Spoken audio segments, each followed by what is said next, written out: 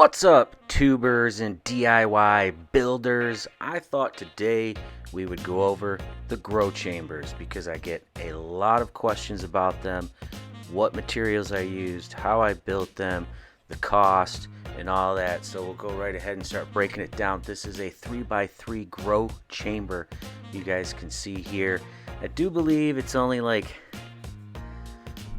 4 foot tall in their space. I can't remember what the exact height measurement is. You can see we have 2 layers of scrog nets with just simply running 1x2 board all the way around and putting the hooks on. So let's go ahead and start with the pump, you guys. This is an Eco 185, I believe. So not a very big pump. It's a 20-gallon reservoir. I flood them twice a day during the summertime, 15 minutes each. Simple pump. I like the little nose that comes down, and it really, if your reservoir got low, it would suck up the water. As you guys can see, the return tubes here, we cut a little hole so the tray could kind of set down in. We use some of that flooring there to actually kind of fill in the gaps to try to keep it as airtight as we possibly can. I mean, this room is under a vacuum. You guys can see the hoses there. We use a 1/2 inch on the pump and 3/4 for the return. Just a simple flood and drain automation setup. And this is a low tide tray 3x3 from Botanicare. You guys can see that, see how low it is compared to some of the other trays. So make sure when you're setting this up, you test it all out before you throw plants in there. You want to make sure you don't over flood. You want to make sure it floods evenly, and if you can just slide pieces of wood or foam under there. So another lot of questions I get is about my window. How'd we do it? How'd we seal it? It's just a piece of plexi we bought from Home Depot. We used some pan heads. We pre-drilled all the holes, then screwed it in. We ran some glue down the seam all the way around, just to make sure it's extra sealed. We also went ahead, and you guys can see we used some Gorilla Tape as well. So we glued it, screwed it, and Gorilla Taped it. Pretty simple. Another question I get is our filter. This is just a standard HEPA type style filter. It's washable. You can get it at Home Depot. We built a little drop-in frame for it. You can see the pieces of wood here. It actually fits in from the other side of the door, not this side of the door. Then we just use tape to kind of finish off sealing it up. Yes, about 3 times a year we replace the tape. We were doing it every run, but we decided that wasn't totally necessary. And because the room is also under a vacuum pressure, it actually pulls up against it and it fits in really nice. Another question that I get on this is, what hinges did you use? Because the doors themselves are kind of heavy, so you want to go out and buy some sturdy hinges. So you guys can see the type of hinges. I forget what they're called, but you can actually unscrew them right there. You can see the 2 screws and pop the doors off, which makes it really nice, when we're doing some flower runs.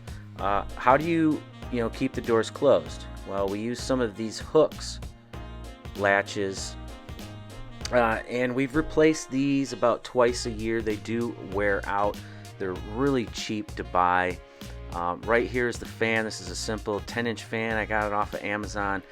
Now there's a bunch of fan options out there, so I'm going to look at updating the fan here that I use in both of these rooms. Just a real simple 10-inch fan. Didn't cost a whole lot of money. We just ran 2 screws in its base and screwed it up again onto the wall. Another big question, what filter and fan combo do you use? We use fresh filters over here in all of our rooms, and we use AC Infinity fans in all of our rooms, along with the digital controller that you can set it up for your heat, your humidity.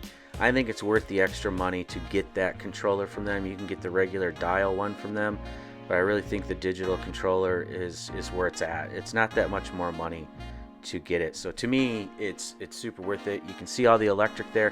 It actually runs into the other chamber as well. We sealed that all up, and that way we can have the controllers on the outside of the room. So the AC Infinity controllers are on the outside of the chamber. I don't even ever have to open the main door.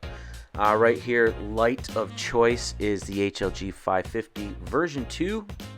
These are actually prototype version 2s with the UV bar. I got the UV bar on right now, obviously just for the video. We generally don't turn that on until, I don't know, week 5, 6, something like that, and then I just let it run the whole rest of the way. Of course, you can see the timers. We use digital timers. Yep, 550. It never goes past half power. It's the light's way more powerful for the space. Another thing that we use to seal up is we use these foam tape right here all along the edges of the chamber. You guys can see it right there. We do replace these a couple times a year too, because they get worn out from you opening the door and closing the door. We also run them all the way down the door. Wayne cuts them precise, and we stick them and glue them, but they do still get worn out. And then of course they're like a lot of the big question is, how do they close? Well, we have double laps. They overlap. One door's under the other, seals perfectly. It's just another way to keep things sealed, and just a simple lock and key to lock it all up. So there you guys have it. That's the grow chambers, you guys. It costs about $1,200 just to build it, none of the equipment. So there you go. If you're looking for any discount codes, they are in the descriptions. Thank you for joining.